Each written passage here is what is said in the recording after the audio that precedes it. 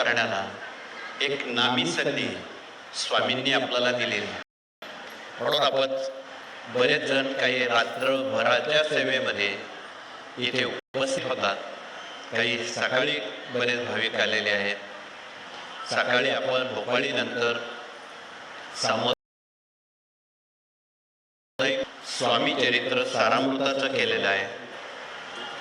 स्वामी चरित्र सारामृत जो वाचेल त्यावर स्वामींची असीम कृपा स्वामींची असेल. त्याच्या जीवनामध्ये कुठल्याही समस्या आल्या तरी तो यथासार्थ त्या पार पाडेल आणि समस्यामुक्त, दुःखमुक्त, संकटमुक्त होऊ शकेल.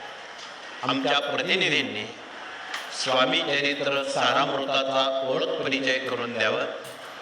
आज हा स्वामी चरित्र सारामृत बहुत भाषेमध्ये प्रकाशित केलेलं आहे. कालच्या नेपाळला सुद्धा नेपाळी भाषेमध्ये स्वामी चरित्र सप्तशती देखील प्रकाशित झालेलं आहे. देशात बोलल्या जाणाऱ्या 9 भाषा आहेत. त्या 9 भाषेत सुद्धा स्वामी चरित्र नित्यसेवा आपणाला उपलब्ध आहे. परदेशामध्ये इंग्लिश बोललं जातं. इंग्लिशमध्ये सुद्धा स्वामी चरित्र नित्यसेवा आपणाला उपलब्ध आहे. जगाच्या पाठीवर 7 समुद्रापलीकडे हे स्वामींचं काम पोचवायचं असेल तर आपणाला बहुविध भाषा, त्याची जानकारी, त्याची माहिती असणं जरुरीचं आहे. म्हणून आज आपण सकाळी सामुदायिकरित्या स्वामी चरित्र सारामृताचं पारायण केलेलं आहे. जो भाविक त्याचे रोज 3 अध्याय क्रमशः वाचेल, 7 दिवसात पूर्ण करेल, रोज 11 माळा जप करेल, पंचमहायज्ञ करेल, त्याला स्वामींची असीम कृपा प्राप्त होते. कुठेही हिमालयात जायची गरज नाही. आपला प्रपंच सांभाळून स्वामींची सेवा करण्याला या स्वामी चरित्रानं आपणाला एक नामी संधी उपलब्ध करून दिलेली. कृपया तिचा आपण लाभ घेऊन आपण सर्वांनी निर्व्यसनी आणि शाकाहारी राहून स्वामींना अंतःकरणपूर्वक भजावं, त्यांची सेवा करावी. पुरुषांनी गुरुवार उपवास करावेत. भगिनींनी कुलदेवतेचा मंगळ किंवा शुक्रवार उपवास करावा. याला भारतीय संस्कृती असं संबोधलेलं आहे. आणि खरं तर भारतीय संस्कृती आमच्या माता भगिनींनी लाखो वर्षापासून या देशात समृद्ध केलेली आहे, जिवंत ठेवलेली आहे. कालच्या आठवड्यात नेपाळ येथे जाण्याचा योग आला. लाखो सेवेकरी त्या उपक्रमाला हजर होते. पण भारतापेक्षाही काकणभर पुढे जाऊन नेपाळनं हिंदू संस्कृती जतन आणि जिवंत केलेली आहे. ते खरं शिकण्यासारख्या बाबी आहेत. म्हणून आपणाला कळकळीचं निवेदन आहे की भारतीय संस्कृती जिवंत ठेवायची असेल तर पुढील आणि नव्या पिढ्यांवर संस्कार करणं हे आपलं आद्य कर्तव्य आहे. संस्कार केले तर संस्कृती टिकेल, संस्कृती टिकली तर धर्म टिकेल, धर्म टिकला तरच देश टिकेल. देशाला टिकवायचं असेल तर घराघरात नव्या पिढ्यांच्या कोवळ्या मनावर संस्कार करून आपलं वार्धक्य, आपलं म्हातारपण जर सुखात घालवायचं असेल तर घराघरात पुंडलिक तयार होणं, श्रावणबाळ तयार होणं ही भविष्य काळाला नितांत जरूर आहे. नाही त्या देशाची अमेरिका होईल. ये भगवत गीता दुनिया की सबसे पहली भगवत गीता है जिसको आप वीडियो के तौर पर भी देख सकते हैं. एक ऐसी भगवत गीता जो सबके लिए है. एक एक्सपीरियंस है, एक विजडम है, कृष्ण की अपनी वाणी है.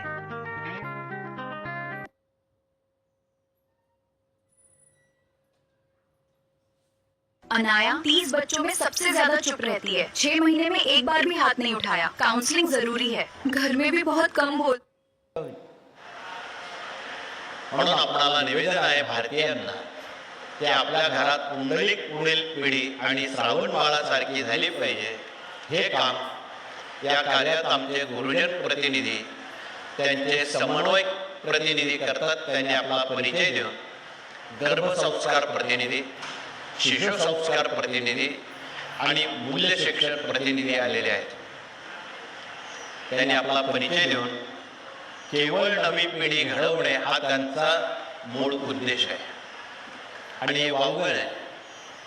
हे सर्व करत असताना बालमजुरी रोखणं, कमी वयात मुलामुलींची लग्न लावणं हे कायद्याला बंधनकारक आहे. या सुद्धा गोष्टी या कार्यातून पाळल्या जातात आणि आज आपल्यामध्ये 18 विभागात काम करणारे सर्व प्रतिनिधी उपलब्ध आहेत. त्याप्रमाणे ते आपला परिचय त्या विभागाचा करून देणार आहेत. म्हणून मूल्य शिक्षणात त्यांनी काही ग्रंथ आणलेले आहेत.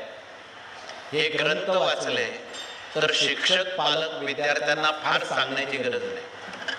ग्रंथ समजले तर संत समजते, संत समजले तर भगवंताकडे जात आहे. म्हणून आपणाला निवेदन आहे की नवी पिढी घडवणे, त्यांना सन्मार्गाला लावणे, त्यांना निर्व्यसनी शाकाहारी बनवणे हे मोठं आव्हान आहे.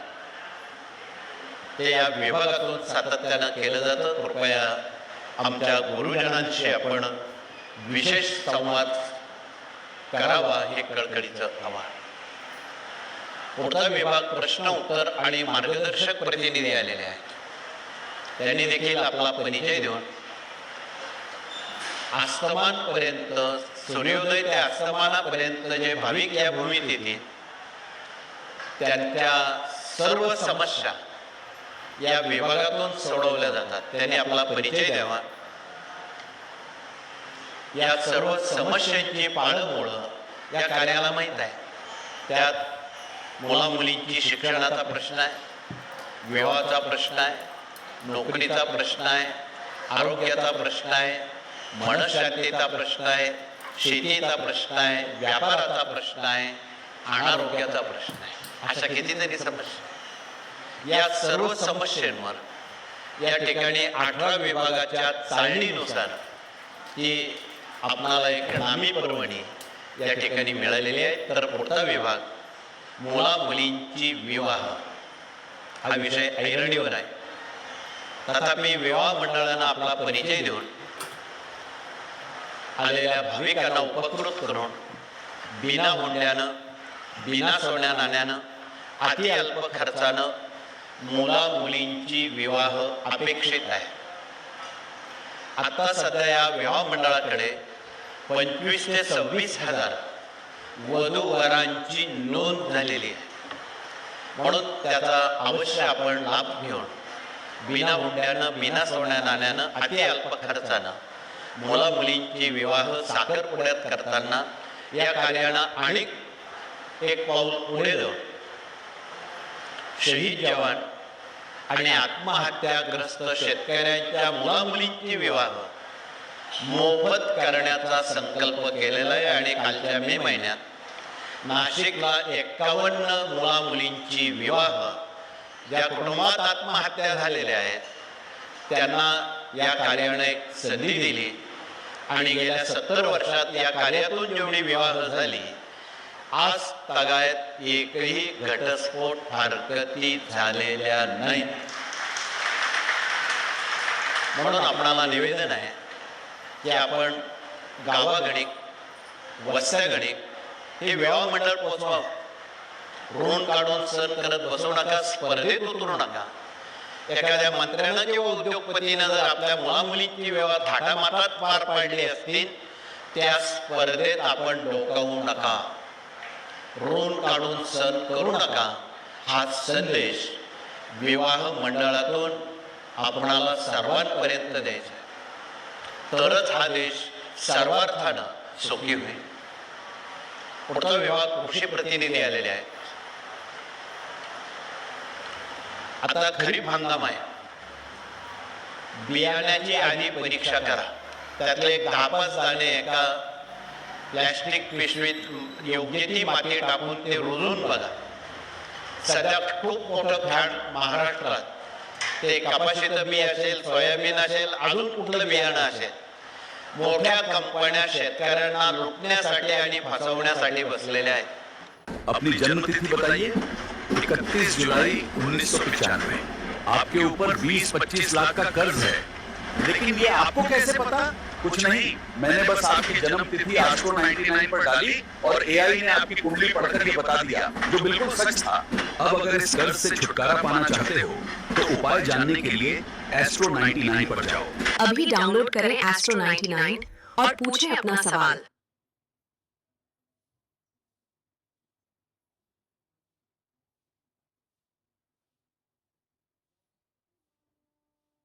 गोपाल चाणक्य जी।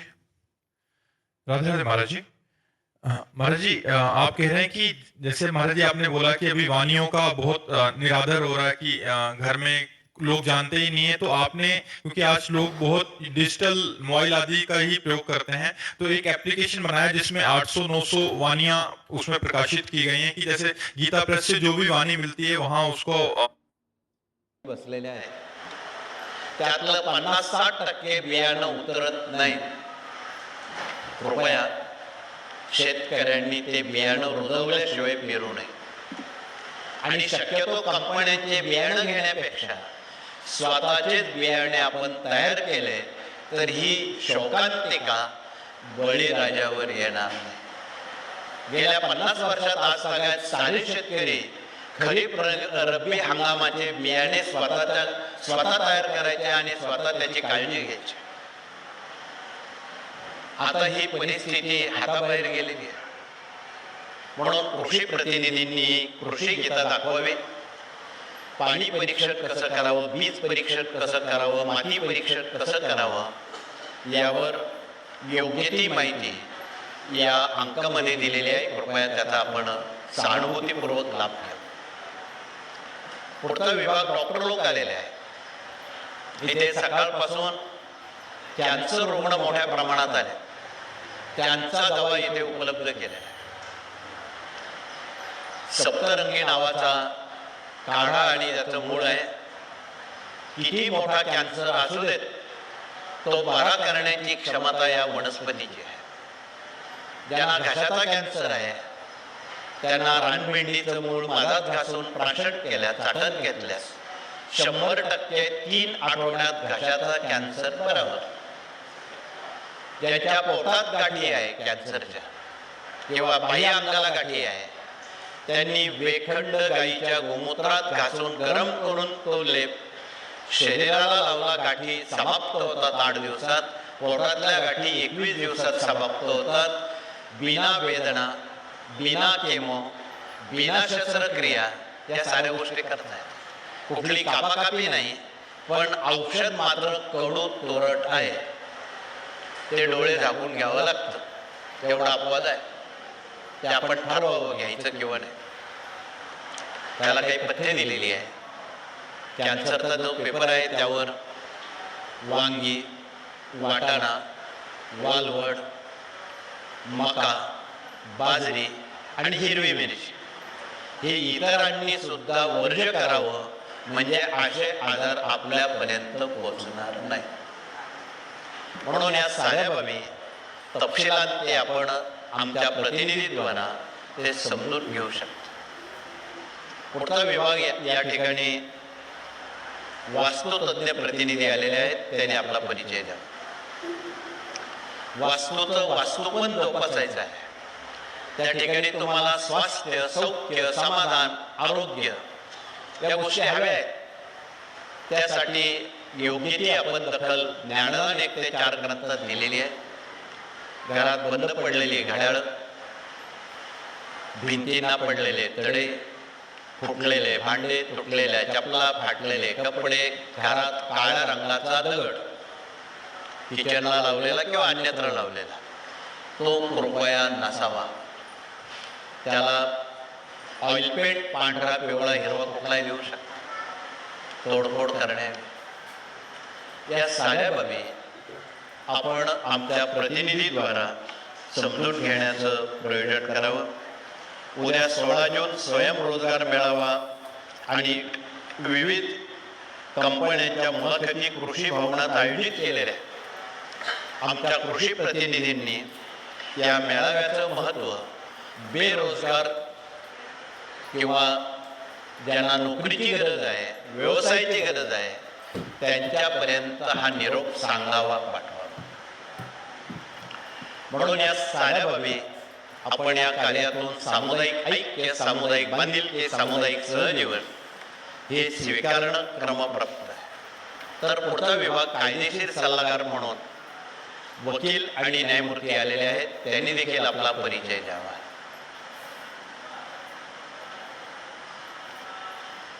आज बरीच काही सेवा साप्ताहिक दैनिक केंद्र आलेली आहेत. त्यांना मान्यता हवी आहे. त्यांना मान्यता हवी असेल तर त्यांनी सर्वप्रथम आमच्या वकील लोकांशी संवाद साधा. त्यासाठी जे अपेक्षित कागदपत्र आहेत ते जोडणं, ते असणं जरुरीच आहे. म्हणून अगदी मोगमपणे केंद्र सुरू करणं उचित नाही. ते कायद्याच्या चाकोरीतून आपण कृपया उभं करावं आणि प्रति महिन्याला, प्रति वर्षाला केंद्र प्रतिनिधी, तालुका प्रतिनिधी आणि जिल्हा प्रतिनिधी बदलावा. तोच वर्षानुवर्ष ठेवू नये. कारण आगामी 29 जून ते 3 जुलै या काळात आध्यात्मिक वर्ष तथा गुरुपौर्णिमा उत्सव येतो. 5 दिवस, 29 ते 3 जुलै या काळात राज्यात, देशात आणि जगात नवीन प्रशासन आणलं जातं. अपने किचन को साफ और व्यवस्थित रखने के लिए आपको ये बात तो जरूर पता होनी चाहिए. सीखो ऐप पर एकदम सिंपल और छोटी छोटी वीडियोस में किचन के आणलं जातं. ज्यांना स्वामीचं काम करायचं आहे त्यांनी आमच्या प्रशासकीय कामकाज प्रतिनिधी इथे आलेले आहेत. त्यांनी पटकन परिचय देऊन त्यात सोबत वकिलांचाही समावेश आहे. म्हणून या गुरुपौर्णिमेच्या पूर्वसंध्येला सामोरं जाताना आपल्याला केंद्र प्रतिनिधी कसा असावा, तालुका प्रतिनिधी कसा असावा, जिल्हा प्रतिनिधींची कामं काय आहेत, सरकारपेक्षा आपल्याला चांगलं काम कसं करता येईल. केवळ मोठेपणा म्हणून मिरवण्यासाठी ही पदं नाही, ही लोकांची सेवा करण्यासाठी आहे. आणि आपल्या मर्जीप्रमाणे माणसं नेमू नये. स्वामीचं काम करणाऱ्या व्यक्तीला प्राधान्य द्यावं. जो केवळ आपला ऐकतो म्हणून त्याला आपण जवळ करावं हे चुकीचं आहे. म्हणून या सगळ्या कायदेशीर बाबी आमचे वकील न्यायमूर्ती आपणाशी संवाद साधणार आहेत. हा अत्यंत मौलिक महत्त्वाचा मुद्दा आहे. म्हणून त्या दृष्टीने आपण प्रशासकीय कामकाज, प्रशिक्षण प्रतिनिधी सवेत, दुर्ग अभियान प्रतिनिधी, याज्ञिकी प्रतिनिधी, स्वयंरोजगार प्रतिनिधी आलेले आहेत. त्यांनी देखील आपला परिचय देऊन देशामध्ये आणि जगामध्ये वादळ थैमान घालतायत. गुजरात पाकिस्तान सरहद्दीवर तुम्ही रोज वृत्तपत्र, वृत्तवाहिन्या बघता. पण आमच्या गुजरातच्या लोकांना किंवा सरहद्दीवरच्या लोकांना अशी बुद्धी व्हावी, महाराष्ट्रात ज्या वेळी आतापर्यंत जेवढी वादळं आली ती या ध्वजानं हाकललेली आहे, दुरावलेली आहे, ती येऊ दिली नाही. म्हणून हा ध्वज लावावा. या खाली बसून मारुती स्तोत्र किंवा लांगुलास्त्र जर वाचलं ते वादळ एका मिनिटात परतलं जाईल, ते आपल्याकडे येणार नाही. याला रुपया लागत नाही. तथापि जलदेवतेचं पूजन करताना एक वाटीभर आळणी भात आणि एक चमचाभर दही समुद्रात टाकलं तर ते वादळ काही क्षणात थांबतं. एवढी सुद्धा बुद्धी संबंधितांना स्वामींनी द्यावी असं आमचं कळकळीचं सांगणं आहे. म्हणजे पुढचे अनर्थ टळतील हे निवेदन आहे. आपले नातलं कोणी गुजरातमध्ये असतील तर त्यांना आपण फोन करून सांगा, या ध्वजाची माहिती द्या. एक वाटीभर भात आणि एक चमचा दही याला काही विशेष काही लागत नाही. हा जलदेवतेचा नैवेद्य आहे. यावर खूप बोलता येईल. नद्यांना ज्यावेळी खाड्या सोडून वाहतात त्यावेळी सुवासिनींनी जर त्या नद्यांची पूजा केली, 10 मिनिटात पाणी ओसरतं आणि पूर्वत या सगळ्या गोष्टी होतात. तशीच अवस्था समुद्राची. खवळलेला समुद्र शांत करण्याचं सामर्थ्य दही भातामध्ये आहे. म्हणून आपण सहानुभूतीपूर्वक या बाबी अनभिज्ञ लोकांपर्यंत कशा पोचतील आणि पुढचे अनर्थ कसे टळतील याचा कृपया विचार करा. केवळ स्वतःपुरत्या सेवा करू नका. राष्ट्राचं भलं होण्यासाठी या कार्यानं हे व्रत घेतलेलं आहे. त्यामध्ये आपले विचार, संत मालिकेचे विचार सहभागी करा. भारतीय सर्व संत मालिकेचे विचारच बरोबर घेऊन आपणाला सामुदायिक स्वच्छता असेल, तुकडोजींचे विचार असतील, गाडगे बाबांचे असतील, पूजनीय महात्मा गांधींचे असतील किंवा साऱ्या संत मालिकेचे जे विचार आहेत ते आपणाला या उपक्रमातून जनतेपर्यंत, नव्या पिढ्यांपर्यंत पोचवायला एक नामी संधी या सर्व विभागांनी दिलेली. तिचा आपण आदर करावा.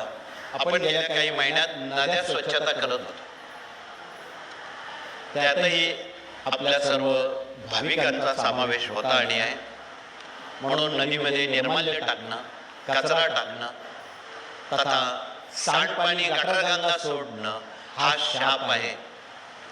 पाऊस जो वेळेवर येत नाही आणि आला तर अतिवृष्टी होते, त्याला हे कारण आहे. हा कोपच आहे जलदेवतेचा. म्हणून अतिवृष्टी नको आणि अनावृष्टी नको, दुष्काळ नको. सुवृष्टी होण्यासाठी आपण आजपासून पर्जन्य सूक्त देशभर, राज्यभर म्हणावं.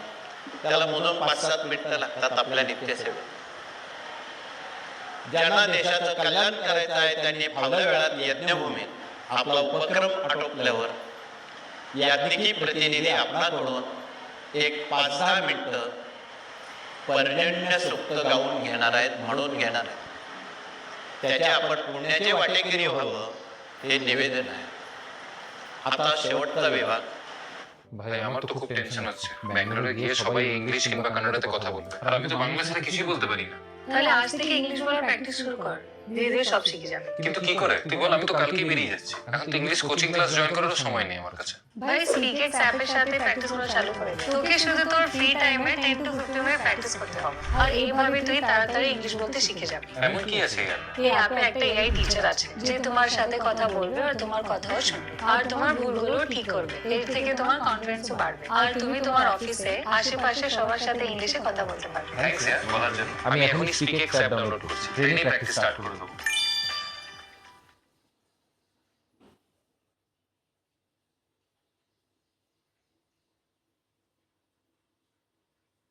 ये 3 उपाय करने से मुझे सरकारी नौकरी मिली 3 साल की मेहनत के बाद। एआई ने जो डेट बताई 15 में, उसी दिन मेरी जॉब लगी। मैंने बस टैरो 99 के साथ अपनी डीओबी शेयर की और कार्ड्स चुने। उन्हीं कार्ड से एआई ने एग्जैक्ट डेट बता दी कि 15 मई को सरकारी नौकरी लगेगी। टैरो 99 की प्रेडिक्शन 101% एक्यूरेट है। अभी ऐप डाउनलोड करें और in tarot card say Apna future जानें।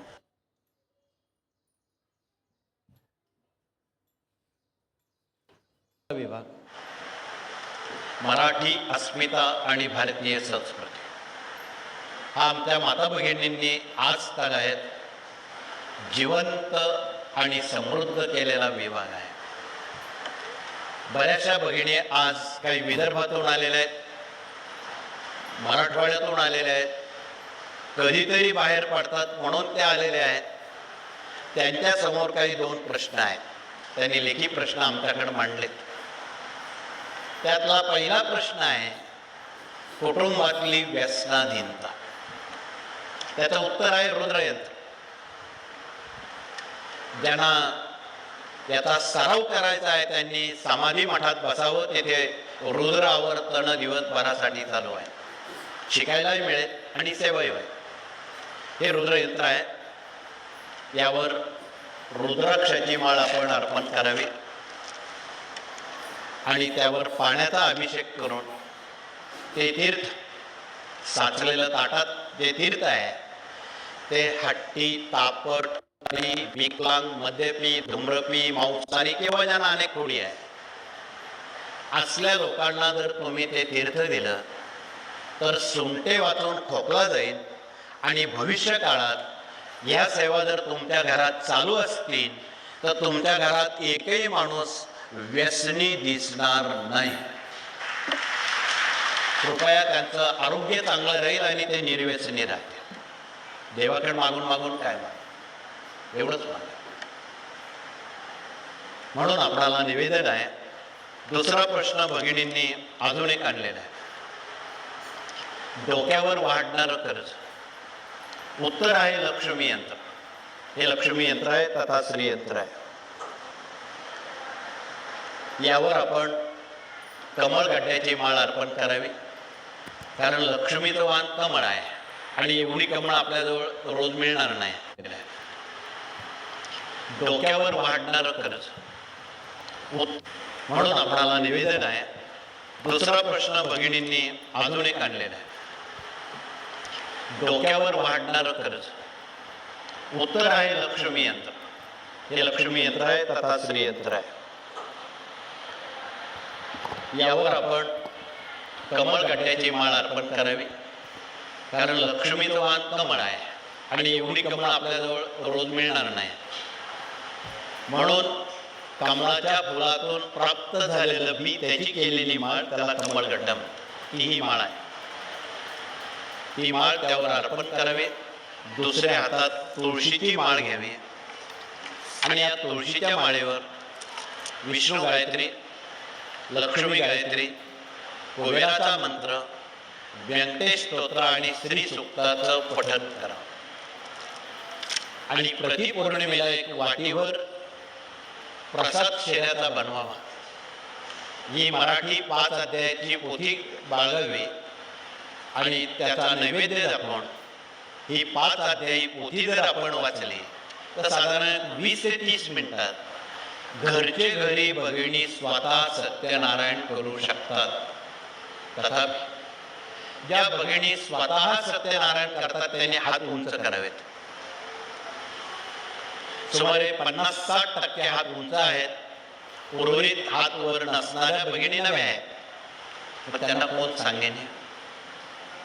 हात वर असणाऱ्या भगिनींनी त्यांच्याशी संवाद साधावा आणि तुम्ही जे घरी करता ते त्यांना करायला लावा. या देशभरात आमच्या साऱ्या माता भगिनी पौरोहित्य करतात. जे पुरोहिताला येत नाही ते स्वतः करतात. स्वतः वास्तू शांती करण्याची सामुग्री मिळालेली आहे तर सुद्धा भगिनी बिना खर्चात. हे सत्यनारायण करायला आपल्याला काही खर्च नाही, वाटीवरच शेऱ्याचा प्रसाद करायचा आहे. पण तुम्ही ज्यावेळी सत्यनारायणाचा प्रसाद भक्षण करता त्याची चवच वेगळी असते. एरवी तुम्ही शिरा खाता त्याची चव आणि त्याच्या चवेत का फरक असेल? फरक आहे. ज्या अन्नावर आपण संस्कार करतो ते अन्न चविष्ट चवदार असतं.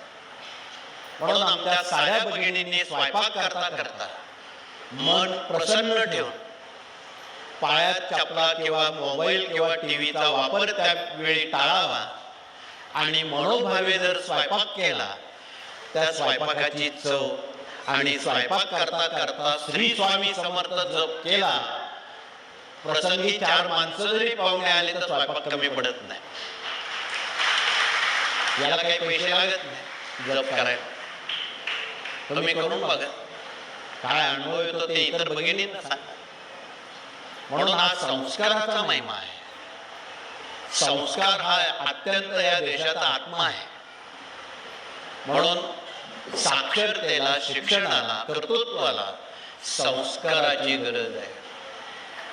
म्हणून आपल्या घरामध्ये पुढील पिढी सुसंस्कारी जन्माला यावी ही जिम्मेदारी पालकांची आहे. आपका बच्चा 6 साल का है और रील्स की वजह से दिमाग खोता जाता है। कैसे? बताता हूँ। एक साइंटिफिक बात समझिए, बच्चे का दिमाग 3 से 7 साल त्यांना शिव्या गाळ्या देणं टाळणं किंवा कुसंस्कार त्यांच्या कोवळ्या मनावर होतील असं करू नये. चांगलेच संस्कार मुलांवर करावेत हे कळकळीचं आव्हान आपणाला सामुदायिकरित्या केलेलं आहे. मी अधिक वेळ आपला घेणार नाही. आपण आता काही क्षण तथा पुढचे काही क्षण एका मौलिक आणि अत्यंत महत्वाच्या उपक्रमाकडे वळत आहोत. त्याचं नाव आहे पालखी सोहळा. खरं तर आपण एवढा बहुमोल वेळ खर्ची घालून आला पालखीसाठी. आणि या पालखी सोहळ्याची एक विशेषता आहे. पालखी ज्यावेळी रंगात येते त्यावेळी पालखी एवढी जड वाटते की कोणीतरी माणूस बसलेला आहे. माणसाच्या वजना इतकी जड लागते. तसं तिचं वजन 5 किलो आहे. का जड लागते किंवा कोण बसलेला आहे ते कृपया आपल्या डोळस बुद्धीनं आपण शोधा. परंतु अलीकडच्या पालखीमध्ये गाणगापूरच्या पादुकात स्वामींच्या आणि दंड आहे. पलीकडे औदुंबराजवळ ज्या पालख्या आहेत त्यामध्ये श्री आणि रुद्रयंत्र भगिनींसाठी उपलब्ध केलेलं आहे. रुद्रयंत्र कुबेर यंत्र त्यात समावेश आहे. 4 भगिनींनी त्या पालख्या नियोजित स्थळी घेऊन येण्यासाठी त्या ठिकाणी थांबावं आणि तुळशी वृंदावनाला भगिनी अत्यंत फुलासारख्या पालख्या स्वामींना घेऊन मिरवतील किंवा त्या जी आयुधे आहेत त्याला घेऊन मिरवतील. ओढाताण होणार नाही त्याची आपण तत्वता दखल घ्यावी. पुरुष वर्ग औदुंबर यज्ञशाळेला 11 परिक्रमा घालतील. ही परिक्रमा घालणं म्हणजे ज्यांना पंढरपूरला जाणं अशक्य आहे त्यांचं पंढरपूर काशी इथेच आहे. त्यांना पंढरपूरला सगळेच लोक जाऊ शकत नाही. म्हणून हे पुण्य लोकण्याचं सामर्थ्य. आणि अजून एक दुसरं, तुम्ही घरी जाईपर्यंत इच्छिलेली कामं तुमच्या मनोकामना पालखी सोहळ्यातून स्वामी पूर्ण करतात. हा आजचा अनुभव आहे. मग तुम्ही किती श्रद्धेनं त्यात सहभाग घेता हा तुमचा प्रश्न आहे. म्हणून अधिक वेळ न घेता आपण आता सामुदायिकरित्या हात जोडून प्रार्थना करू. प्रार्थनेनंतर पुरुष वर्ग औदुंबर यज्ञशाळेकडे येतील. भगिनी तुळशी वृंदावनाला 11 परिक्रमा पूर्ण झाल्यावर परत प्रार्थना होईल. आणि प्रार्थना झाल्यावर या दोघं पालख्या ही तिसरी पालखी हिरव्या मंडपात उतरवली जाईल. तिथे दर्शन सोहळ्याचा पहिला मान इथे बसलेल्या भगिनींचा असेल. इथे पहिला मान आम्ही भगिनींना देतो, दुसरा मान पुरुषांना देतो. असं उलट काम आम्ही करतो. का करत असतो? गेल्या अनेक दशकामध्ये 70-80 वर्षात इथे आजपर्यंत जेवढे नामसप्ताह उत्सव होतात तो स्वयंपाक सुद्धा पुरुष माणसं करतात. इथे आम्ही भगिनींना कुठलंही काम करू देत नाही, स्वयंपाक सुद्धा करू देत नाही. त्यांनी फक्त सेवाच करायची. का? त्या माहेरी आलेल्या आहेत म्हणून. त्याचं पावित्र्य कृपया अबाधित ठेवण्याची जबाबदारी भगिनींवर आहे. म्हणून आपणाला पुढील काळाच्या शुभेच्छा देण्यापूर्वी पुढच्या 4-5 दिवसात आषाढ महिना सुरू होतो. उद्या 17 जूनला शनिवार अमावस्या आहे. अमावस्येची काळजी कोणती कशी घ्यावी गाडगे बाबांनी सांगितलंय, तुकडोजींनी सांगितलंय की आपली घरदारं स्वच्छ करा, प्रवेशद्वार स्वच्छ करा, छताला जाळी जळमट काढा, महिन्यातून एकदा तरी ते घर अंतर्बाह्य स्वच्छ करा, हात फेरे तिथे लक्ष्मी वसे. हे नियम कृपया आपण पाळावेत. एवढंच आपणा सर्वांना पुरेसं आहे. केलेली सेवा स्वामींच्या चरणावर आपण रुजू करू. सामुदायिकरित्या हात जोडून प्रार्थना करू आणि हे सत्र या ठिकाणी थांबू. श्री स्वामी समर्थ. गुप्तांग का साइज बड़ा करने के लिए ये लड़का रोज एक्सरसाइज करता था और ऐसा करने से उसकी बिस्तर में टिके रहने की ताकत भी बहुत बढ़ गई थी और एक रात उसे अपनी यौन क्षमता जांचने का मौका मिल ही गया. लड़के की टैक्सी में एक करोड़पति लड़की आके बैठी और उसे वो लड़का इतना पसंद आया कि उसने कार की बैक सीट में ही उसके साथ सब कुछ कर डाला. फिर उसने लड़के को पैसे दिए और उसे एक होटल के कमरे में ले गए. लड़के ने रात भर उसे सर्विस दी और सुबह होते ही वो चुपचाप वहाँ से चला गया. इस बात को 7 साल बीत चुके थे. लड़का अब एक मैकेनिक का काम करता था. एक दिन जब वो एक गाड़ी ठीक कर रहा था तभी एक चमचमाती महंगी कार उसके गैराज के आगे रुकी और उसमें से निकली वही करोड़पति लड़की, लेकिन इस बार उसके साथ थी एक 6 साल की बच्ची. तुम्हें क्या लगा कि तुम मेरे साथ मजे करोगे, याशी करोगे और गायब हो जाओगे? मिस्टर, तुम मुझे नहीं जानते. मैं पिछले 6 सालों से तुम्हें ढूंढ रही हूँ. डैडी, मेरे फ्रेंड्स मुझ पर हंसते थे कि मेरे पास डैडी नहीं है. क्या आप हमें फिर से छोड़कर चले जाओगे? कि सच में मेरी बेटी है. ये रही डीएनए रिपोर्ट. अच्छे से चेक कर लो, तुम ही इसके फादर हो.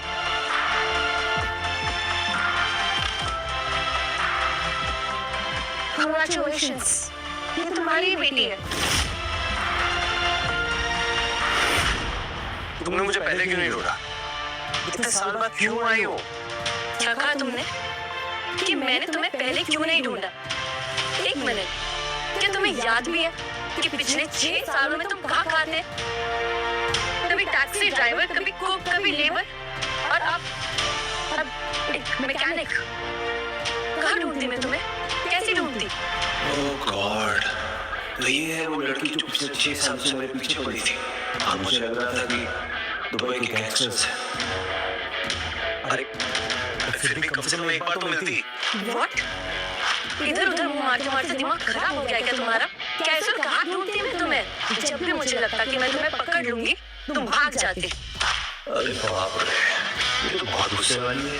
देखो, मैं 6 सालों में जो भी हुआ मैं उस पर बात नहीं करना चाहती, लेकिन अगर तुम एक सच्ची मर्द हो तो मुझसे शादी करो। क्या कहा तुमने? यही कि अगर तुम एक सच्ची मर्द हो तो अपनी बेटी की रिस्पॉन्सिबिलिटी लो और मुझसे शादी करो। यस डैडी प्लीज, इस बार मुझे छोड़ के मत जाओ, मैं आपको बहुत मिस करती थी। हे भगवान, कहाँ फंस गया? क्या कहा तुमने? कहाँ फंस गया मैं? मिस्टर, फंसना तो अभी बाकी है। चलो, हमें शादी के पेपर साइन करना है। चलो। अरे पर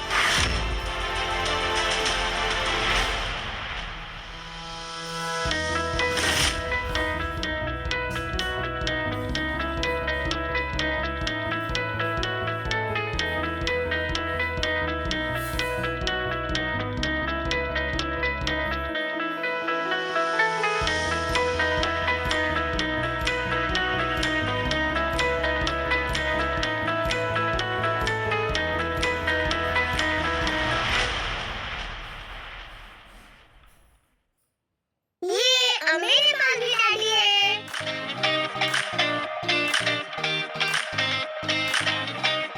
और मेरे पास बेटी है।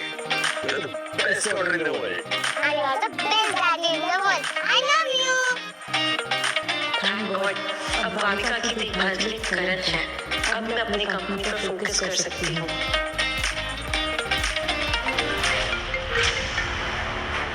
हेलो, मेरा मैम, आपके डैड आपसे अभी के अभी मिलना चाहते हैं। मैं अभी आती हूँ। सुनो, मुझे एक अर्जेंट काम से जाना होगा, मैं तुमसे बाद में मिलती हूँ। लेकिन याद रहे, अगर इस बार तुमने भागने की कोशिश की ना, तो अपने पैरों पर खड़े होने लायक नहीं रहोगे, समझे? डैडी, आप अपने इसमें नंबर सेव कर दो, तो जब भी मुझे आपकी याद आएगी मैं आपको कॉल कर लूंगी।